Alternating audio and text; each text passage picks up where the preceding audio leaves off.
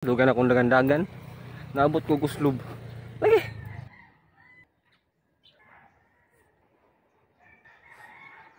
Good morning mga ga. Another day, another life, another blessing na sa atong tanan. Karon kay trending kay no kanang Pray for Philippines kay nag-vlogger ako ng tanan. Para nako wala may sayop sa pag-vlogger kung imuhang content kay tinarong lang. As long as nalipay ka or ganahan jud ka mong sud sa vlogging, why not pag-vlog? Suway lang jud, wala ganay problema, wala mawala nimo kung musuway ka. Dagan na ta mga ga. Let's go.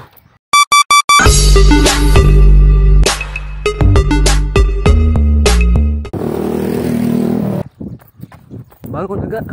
Pag-vlog na, pag-vlog. Dagan na ta. Taligsik mga ga.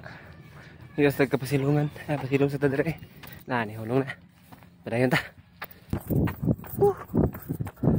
Ayaw dyan mo kalimot mga ga, nga kada adlaw nga makamata ta, magpasalamat kita sa Ginoo nga iti ka ang pagsumpa atong kinabuhi unya. Ayaw mo kalimot sa pangayog pasaylo sa atong mga kalapasan.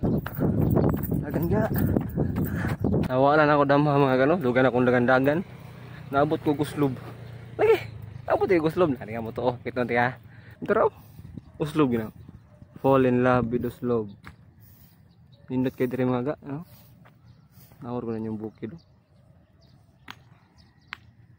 Hindot kita.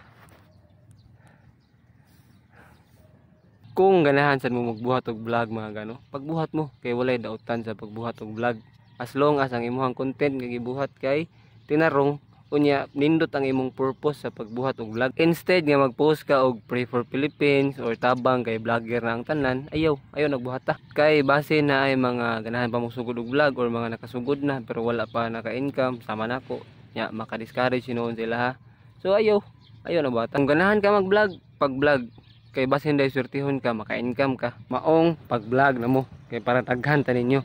Para daghan sa ninyo nga magtinabangay ha. Karon mga ga kay day 9 sa ato ang running challenge. Padong nata sa atong gistihan kay may nabuhi na ta. Ang susunod gayon, padayon mo sa pagsuporta.